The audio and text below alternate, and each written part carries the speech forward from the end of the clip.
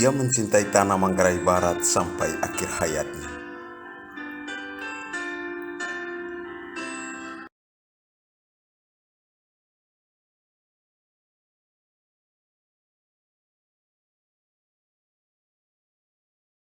Konservasi ini sangat penting, sangat kalau tanpa konservasi debit air akan menurun. Yang menderita juga kaum ibu dan anak-anak.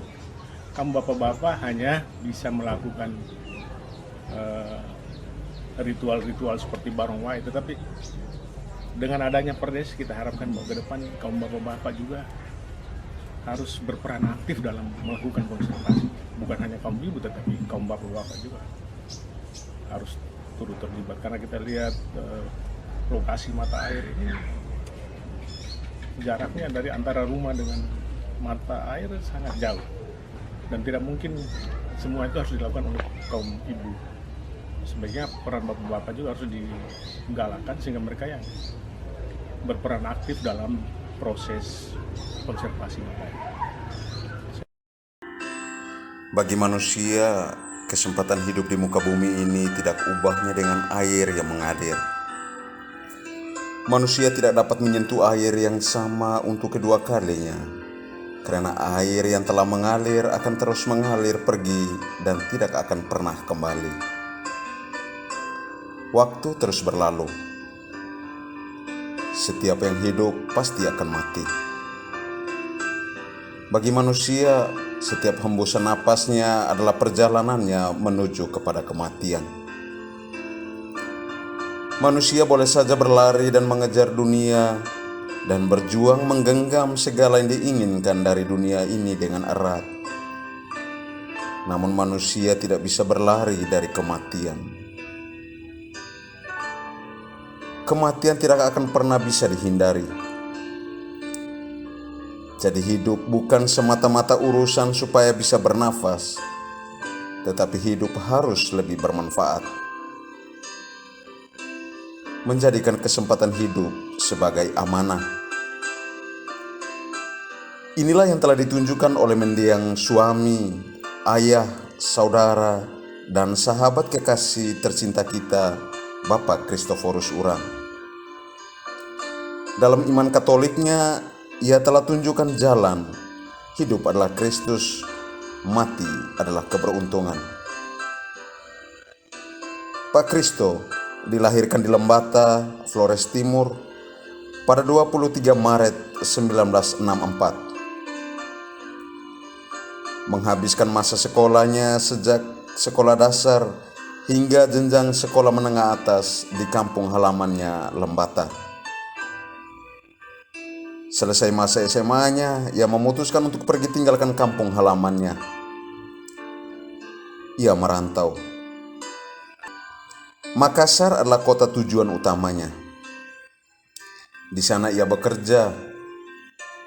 Dari hasil kerja kerasnya itu, ia kemudian melanjutkan studinya ke perguruan tinggi hingga meraih gelar sarjana hukum pada Fakultas Hukum Universitas Atmajaya Makassar, jurusan Hukum Perdata. Saudara kami Kristoforus Urang ini merupakan anak sulung di dalam keluarga kami itu. Dia anak sulung dari 7 bersaudara. Sulung keduanya Ibu Ella, anak ketiganya ada di kampung perempuan, 4 juga di kampung perempuan, anaknya ada di sini bersama saya. Anak kelima laki-laki meninggal, keenam saya, 7 ada saudara satu jauh. Dia dari SD, SMP sampai SMA dia di Lembata, terus dia ke Makassar, dia pendidikan di sana, dia kuliah di Atmajaya Makassar, Fakultas Hukum, dia seorang sarjana hukum. Terus itu dia sempat hilang kabar dengan keluarga sekitar beberapa tahun yang cukup lama juga, dia cukup lama. Setelah itu ada adik perempuan kami, adik bungsu, itu yang bertemu dengan dia di Makassar, ajak dia kembali.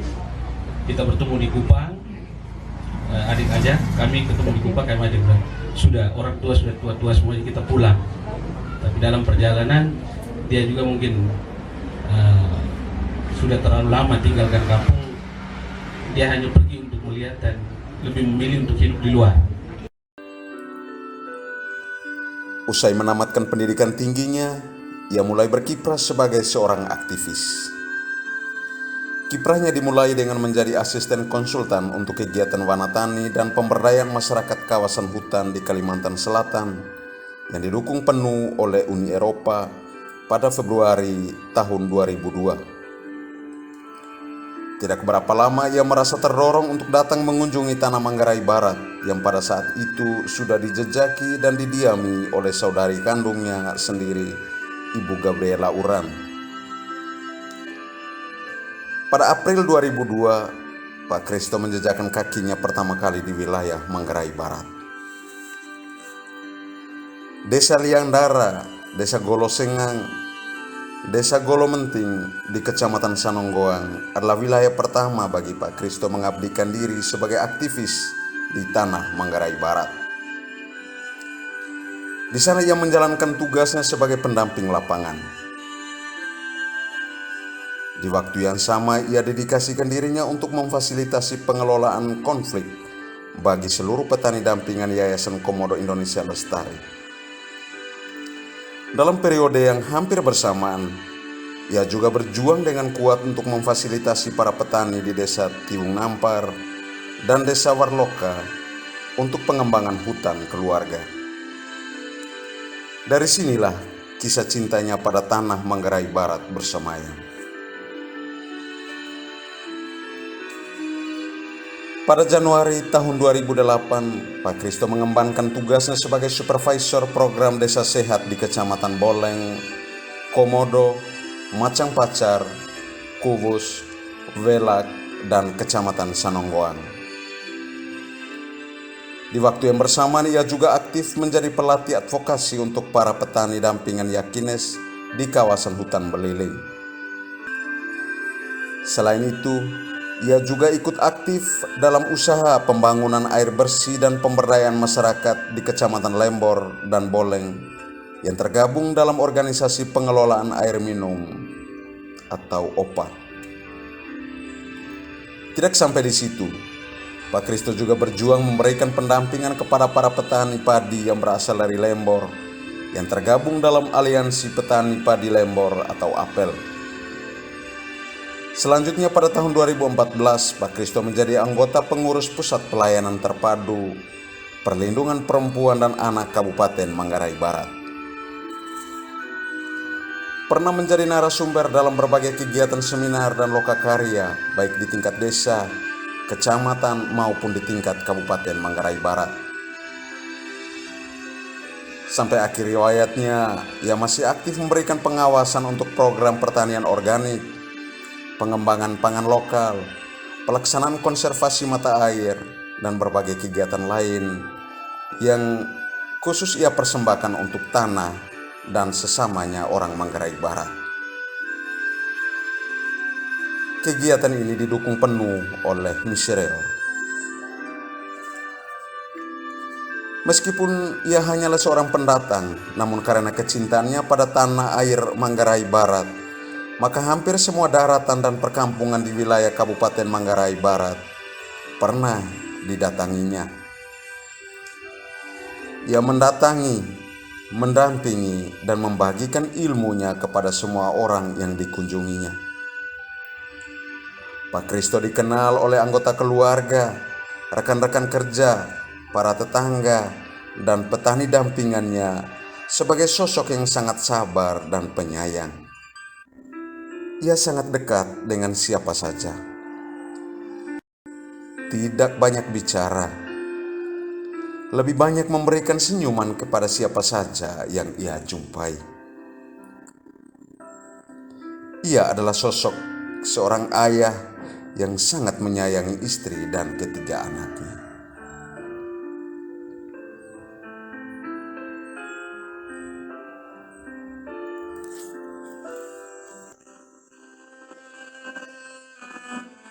Orangnya tergantung dapat teman bicara.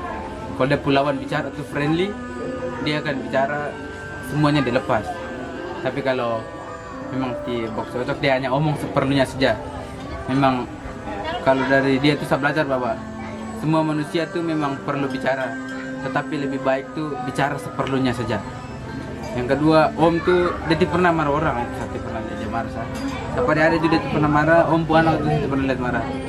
Rencananya Om mau antar saya pulang karena lockdown, dari Lembata lockdown karena virus corona kemarin Om.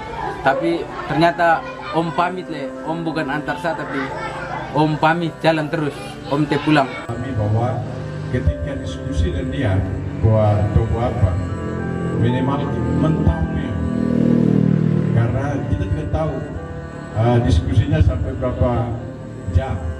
Pokoknya sampai kita asik sudah. Jadi itu yang kami alami. Baik, tidak banyak omong, tunggu kita tanya, berjawab, family man, terus sayang sama keluarga. Pokoknya Om Rus itu baik lah di mata keluarga. Mungkin itu saja. The best father ever.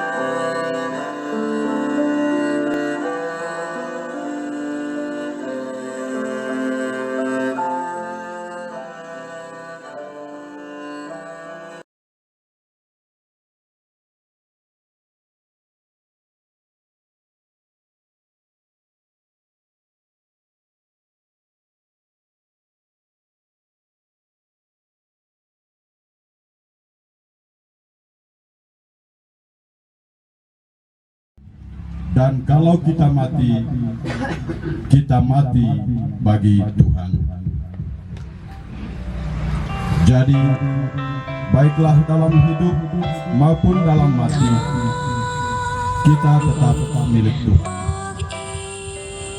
Karena dengan maksud inilah, Kristus telah mati dan hidup kembali, supaya Ia menjadi Tuhan bagi orang hidup maupun orang mati.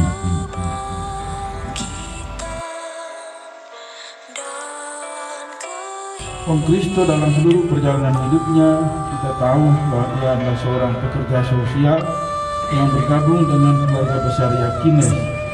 Dalam seluruh kehidupannya, ia telah berjuang untuk memperlihatkan kualitas hidup sebagai seorang murid Kristus, di mana ia dengan keterampilannya mendidik dan membantu para petani untuk bisa bekerja lebih baik supaya pekerjaan-pekerjaan mereka berhasil dengan lebih baik pula.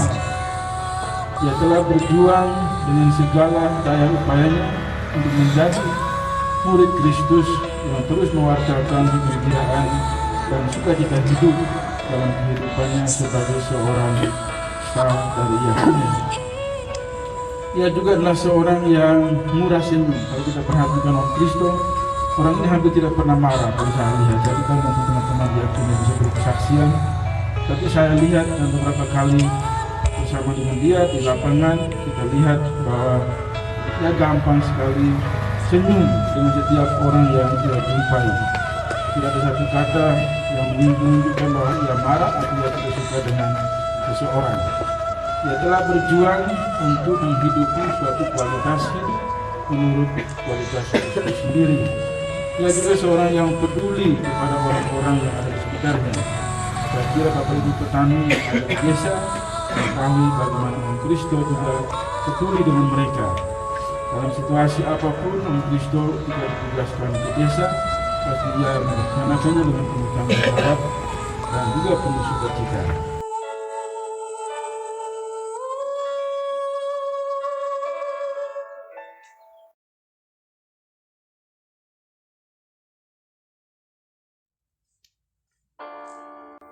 Kisah hidupnya berakhir pada Minggu 27 Juni 2021 yang lalu. Hari Minggu itu semua orang terdekatnya dikejutkan dengan berita kepergiannya. Peristiwa kecelakaan lalu lintas yang dialaminya menjadi kisah terakhirnya di dunia. Pak Kristo mengembuskan napas terakhirnya di Rumah Sakit Santo Damian, Cancar. Ia pergi untuk selamanya. Pak Kristo pergi meninggalkan istri tercinta, Ibu Orfa Tampang Yunus, dan ketiga orang anaknya, Demitri Azaria Lanang Uran, Demi, 12 tahun, Nikanor Clemens Payong Lame Uran, atau Nino, 9 tahun, dan Juliana Letek Uran, atau Julia, 6 tahun. Terima kasih untuk semua yang pernah berjumpa dan berbagi sapa bersamanya. Terima kasih untuk semua yang telah berjeri lelah untuknya, baik dalam kata dan tindakan. Untuk semua yang pernah dikecewakan atau disakitinya, maafkan dia. Semoga jalannya menuju surga dilapangkan oleh berkat doa dan pengampunan kita. Selamat jalan suami, ayah, saudara dan sahabat kekasih kami menuju surga yang kekal. Terima kasih untuk segala pengabdian bagi tanah air Manggarai Barat. Doakan istri dan ketiga anakmu. Sekalian doakan kami semua yang masih mengembara di dunia ini. Salam.